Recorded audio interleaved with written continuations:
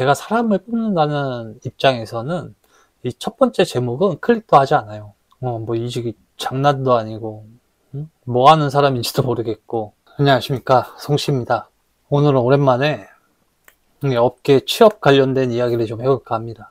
요즘 게임 시장이 정말 안 좋아요. 게임 시장뿐만 아니라 뭐 다른 업종들도 다 비슷하겠지만 어쨌든 최근 게임 업계가 이제 구인을 하는 곳이 별로 없어요. 구직자는 많고 조금 힘든 시기예요. 근데 그 와중에 최근에 이제 크래프톤에서 공채가 한번 떴죠. 그 사람들이 많이 노리고 있는 것 같은데 지원하시는 분들 좋은 결과 얻길 바랍니다. 아무튼 최근에 이제 이 블라인드 같은 데서도 이 취업 관련해서 이야기들이 되게 많이 나오고 있고, 그 내용들 중에 제가 하나를 봤는데 이력서에 관련된 이야기였어요. 이력서를 뭐 냈는데 이게 잘 안 된다. 많이 지원을 했는데 이게 어디도 이제 합격을 하지 못한다. 막 그런 얘기가 나와갖고, 어쨌든 작은 회사였지만 저도 꽤 오랜 시간을 이제 사람을 뽑는 입장에서 일을 했단 말이에요. 그리고 최근에는 이제 제가 직접 구직 활동을 하기도 했죠. 그리고 또 이제 사람을 뽑아야 되는 그런 상황이 와가지고 오늘은 구직 활동에 대해서 이야기를 한번 해볼까 합니다. 대부분 게임 업계 사람들은 게임잡을 통해 갖고 구직을 하잖아요. 그 게임잡 인재 채용에다가 이력서도 올려두고, 일단 사람을 뽑는 사람 입장에서 그 게임잡에 올라온 이력서를 기준으로 한번 이야기를 해볼게요. 제가 예전에 다른 영상에서 이야기를 했었던 것 같은데, 보통 이제 구직을 할 때 이력서를 내잖아요. 그리고 이력서가 이제 이 서류가 합격을 하면 면접을 가는 건데, 제가 이제 사람을 뽑으려고 이제 그 과정을 겪다 보면은 서류에서 내가 좋은 인상을 받았잖아요. 그러면은 면접에서 웬만치 실수를 하지 않는 이상에는 그 되게 그 서류 때 긍정적인 그 인상이 이어져요. 그래갖고 면접에서 탈락을 하는 경우가 거의 없었어. 뭐 많아야 뭐 3명 중에 1명 탈락을 할까? 뭐 그 정도였었는데, 어쨌건 간에 그렇게 면접을 가려면은 그 서류, 이력서를 잘 써야 되잖아요. 근데 이 이력서를 잘 쓴다라는 게 이 게임 업계에서는 정답이 없어요. 회사마다 요구를 하는 인재도 다르고, 팀마다 요구하는 인재도 다르고, 면접관의 그 성향마다 달라지기 때문에 이게 저는 정답이 없다라고 생각을 하는데, 근데 보통 이제 게임 업계 같은 경우에는 자, 이력서도 내가 보고 면접도 내가 보고 이 뽑을지 말지도 내가 결정을 하다 보니까는 이 개인의 그 성향이 되게 깊게 반영이 돼요. 근데 뭐 사람마다 다 다르잖아, 원하는 사람들이. 그러다 보니까는 뭐 정답은 없다라고 생각을 하기 때문에 그냥 보편적으로 이 사람을 뽑는 사람 입장에서 싫어할 만한 행동을 최대한 안 하는 게 좀 도움이 되지 않을까라고 생각을 하거든요. 그거에 대해서 이제 몇 가지 이야기를 해볼까 하는데, 자, 첫 번째로 제목. 게임잡 그 인재 채용, 인재 정보 들어가면은 사람들이 이력서 올라오는 게 쭉 보이잖아요. 자, 거기서 제가 이제 몇 가지 제목 분류로 일단 가져와 봤어요. 이거는 뭐 제 개인 계정으로 본 거예요. 개인 계정으로도 자유롭게 볼 수 있는 정보예요. 자, 이렇게 3가지 정도로 갖고 왔는데, 제가 사람을 뽑는다는 입장에서는 이 첫 번째 제목은 클릭도 하지 않아요. 뭐 이직이 장난도 아니고 뭐 하는 사람인지도 모르겠고, 이거는 클릭을 해볼 이유가 없어요. 자, 두 번째 제목은 제가 만약에 저 전투 기획을 뽑는 사람이야. 그러면은 한번 눌러는 볼 것 같아. 이거는 너무 명확하잖아요. 이 사람은 나는 전투 기획자다. 나는 전투 기획자 누구다 라고 했으니까는 내가 만약에 전투 기획자를 뽑는 사람이면 한번 눌러는 볼 것 같아요. 그리고 세 번째 제목 같은 경우에는 이제 아무래도 연차가 있으니까, 뭐 20년에 다니셨다는데 저보다도 훨씬 많이 회사 생활을 하신 거죠. 연차가 있으니까 많은 일을 아마 하셨을 거예요. 저도 그랬으니까. 자, 사람을 뽑을 때는 특정 직군의 특정 포지션을 뽑지 저렇게 다 할 줄 아는 사람을 뽑으려고 하진 않을 거예요. 그러다 보니까는 전문성이 좀 떨어져 보일 수가 있어요. 제 생각에는 전문성은 떨어져 보일 수 있게 되고, 되게 부정적으로 생각을 하면은 뭐 취직만 하면 되는 건가? 라는 생각을 할 수도 있겠죠. 그렇다 보니까는 저는 저 같은 성향의 뭐 사람을 뽑는 사람 입장이라면은 저는 저 두 번째 저렇게 명확한 키워드가 간단한 핵심을 딱 적어놓는 저런 이력서라면은 한번 클릭을 해볼 것 같습니다. 자, 그리고 두 번째 제목을 클릭을 하고 들어가면은 이제 뭐 경력 기술을 보게 돼요. 그리고 이직사 순서상으로도 뭐 이름, 생년 이런 거 지난 다음에 바로 이제 경력 기술 쓰라고 나오잖아요. 신입은 경력 기술을 쓸 게 없으니까는 뭐 없다고 쳐도 보통 이직을 하는 사람들은 내가 어떤 회사를 다녔는지 처음부터 끝까지 경력을 쭉 적잖아요. 아무래도 게임 업계는 뭐 이직이 되게 활발한 시장이니까 되게 여러 군데를 다녔을 확률이 높죠. 연차가 뭐 한 4, 5년만 돼도. 근데 이게 저는 개인적으로 되게 긍정적으로 작용을 할 때도 있다라고 생각을 해요. 뭐 꽤 그래도 괜찮은 회사에 뭐 다녔다. 그럼 이 사람은 어느 정도의 허들을 통과를 했겠지라는 기준으로 볼 수도 있고. 근데 이게 부정적으로 작용을 하는 경우가 좀 더 많다라고 생각을 해요. 왜냐면은 사람을 뽑는 입장에서는 자기만의 기준을 갖고 있을 확률이 되게 높아요. 저도 마찬가지고. 저 같은 경우에는 뭐 경력이 뭐 일정 수 된다? 근데 평균 근속 기간이 일정 수가 되지 않는다? 그러면 일단 좀 부정적으로 봐요. 왜 그러냐면은 보통 게임은 개발 기간이 꽤 있단 말이야. 뭐 짧으면 1년, 뭐 5, 6년도 넘게 개발을 하는 데도 있고 보통 2년 정도 개발을 한다고 볼 때 근데 이력서에 뭐 3개월, 4개월, 6개월짜리 회사들이 몇 개 있어.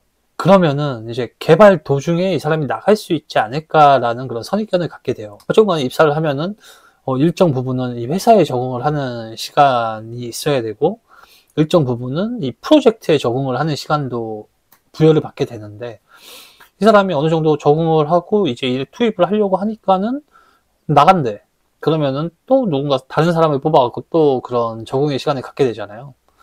그렇기 때문에 너무 짧은 근속 기간이 있는 회사가 좀 있으면은 되게 부정적으로 볼 확률이 있다고 생각을 해요. 네, 물론 회사가 그지 같을 수 있어. 그 전에 다녔던 회사가 그지 같을 수도 있어. 뭐 버틸 수 없으니까 나갔겠지. 아니면은 그 회사가 망했을 수도 있고. 근데 내가 뽑는 사람 입장에서는 나는 모르잖아. 그 회사가 얼마나 그지 같았는지, 나는 그 회사가 망했는지. 그렇기 때문에 내가 짧은 근속 기간을 여러 개를 가지고 있다. 그러면은 아예 안 적는 게 유리하게 작용을 할 수도 있습니다. 다만 그 총 경력이 짧아지게 돼가지고 뭐 연봉 협상에 불리하게 작용을 하게 될 수도 있죠. 근데 보통의 회사들은 연봉 책정을 할 때 1년 단위로 한단 말이에요. 그러니까 뭐 예를 들어 내가 총 경력이 뭐 6년 9개월이야. 근데 뭐 3개월짜리 4개월짜리 회사가 2개가 있어. 그러면 과감하게 안 적는 게 유리할 수도 있습니다. 어쨌든 간에 6년 이상의 경력은 지켰고 제가 말했던 그런 선입견은 피할 수 있으니까. 그리고 이게 회사를 여러 군데 다녔던 분들이라면은 레퍼 체크가 될 확률이 되게 높아요. 뭐 제가 이렇게 레퍼 체크를 하려고 알아보지 않아도 나와 근처에 앉아있는 사람들이 건너 알고 있을 확률이 되게 높습니다. 그러면은 보통 물어보게 되죠. 뭐, 여기 너랑 같은 기간에 회사를 다녔던 분 같은데 뭐 혹시 아니? 괜찮다라는 얘기가 나오면은 뭐 긍정적으로 작용을 할 수 있지만 혹시라도 좋지 않은 이야기가 나오면은 부정적으로 적용이 될 확률이 높겠죠. 근데 이게 좀 세상이 좀 그렇잖아요. 그런 말 있잖아요. 외눈박이 마을에 정상이 가면은 그거랑 똑같이 나는 그 회사가 너무 그지 같아서 뭐 안 좋아서 2, 3개월 만에 퇴사를 했어도 거기에 있는 사람들은 나를 안 좋게 볼 확률이 높잖아요. 그러면 그런 사람들은 어떻게 건너에서 그런 사람들한테 레퍼체크가 들어가게 되면은 부정적으로 이야기를 하게 되는 경우도 있지. 매우 높다고 생각을 합니다. 그런 상황이. 그렇기 때문에 짧은 근속 기간을 갖고 있는 회사에 특히 안 좋게 퇴사를 했다? 저는 과감하게 빼는 게 좋다라고 생각을 합니다. 그리고 세 번째는 이제 희망연봉. 신입 같은 경우에는 해당이 없지만 저는 그 경력 같은 경우에는 웬만하면 이력서에 희망연봉은 쓰지 말라고 하거든요. 이게 웬만하면 쓰지 말라고 하는 게 보통 회사마다 이렇게 정해져 있어요. 각 연차마다 줄 수 있는 그 연봉이. 뭐 1년 차는 뭐 100에서 300, 뭐 5년 차는 뭐 1000에서 1200 이런 식으로 정해져 있는데 자, 이력서를 봤는데 마음에 들었어. 괜찮아. 이 사람은 면접을 한번 보고 싶어. 근데 희망 연봉이 최대치를 넘었네? 우리가 줄 수 있는 최대치를 넘었네? 그러면은 물론 거기서 끝은 아니야. 거기서 끝은 아니고 보통 더 상위 관리자한테 이 사람의 연봉이 기존 연봉이 뭐 이 정도인데 우리 테이블을 넘었습니다. 하지만 괜찮게 생각하는 인재니까 뭐 이 정도의 연봉으로 승인을 요청드립니다. 그런 식으로 이제 요청을 하고 승인을 받으면 연봉을 맞춰줄 수 있을 거예요. 대부분의 회사들은. 물론 어느 정도의 선은 있지만. 근데 이게 희망 연봉이 일단 맥시멈을 넘어가잖아요. 그러면 이력서나 포폴이 마음에 들어도 이 면접을 부르지 않고 그냥 포기를 하는 경우가 더 많을 거예요. 어쨌든 이제 관리자 입장에서는 더 상위 관리자한테 이 요청을 하는 것 자체가 부담이란 말이야. 근데 아직 우리는 대면을 하진 않았고 그냥 서류상으로만 마음에 들었을 뿐이니까는 내 그 부담을, 내가 이 요청해야 되는 부담을 이겨내기가 쉽지가 않아요. 그렇기 때문에 그 서류에다가 희망 연봉은 안 적는 게 좋다라고 생각을 합니다. 보통은 면접을 안 적어도 이 사람의 면접을 부를지 말지에 대해서는 전혀 지장을 주지 않고, 보통의 면접 협의는 뭐 면접 1차 때도 희망 연봉이 얼마인지 한번 물어보고 2차 때도 물어볼 거예요. 그리고 합격을 하고 이제 뭐 제시를 하고, 그게 마음에 안 든다 그러면은 내부적으로 검토를 하고 다시 제시를 하고, 그런 식으로 협의를 갔기 때문에 저는 이력서에다가 희망 연봉을 적는 거를 별로 추천하지는 않습니다. 어쨌건 간에 내가 만약에 구직 활동을 하는 사람의 입장이라면 뭐 협의를 하다가 뭐 이력 조금 마음에 들지 않았어. 그럼 어쨌건 간에 보험을 하나 들어놓은 거잖아요. 내가 합격을 한 회사라는 보험을 하나 들어놓은 거잖아요. 그럴 때는 보통 입사 일자를 조금 뒤로 빼고 뭐 3주나 한 달 뒤로 미룰 수 있으니까 보통 한 달 정도를 고려를 하잖아요. 그럼 미뤄두고 그 사이에 열심히 뭐 면접을 보러 다녀서 더 좋은 조건의 회사가 있어. 그러면은 뭐 기존에 합격한 데다가는 다른 데 합격을 해서 뭐 입사 포기하겠다. 그리고서는 더 좋은 조건인 회사로 가면 되죠. 그리고 이거 관련해서는 이제 가기로 해놓고 안 가면은 좀 그런 거 아니냐, 신의가 없는 거 아니냐, 뭐 그런 또 이야기를 하실 수도 있을 것 같은데, 예를 들어 내가 어떤 회사에 추천으로 갔어. 누가 나의 추천을 해줘갖고 그 추천인으로 인해 좋은 점수를 받아갖고 입사를 하기로 했어. 그러면야 신의를 시킬 필요가 있지.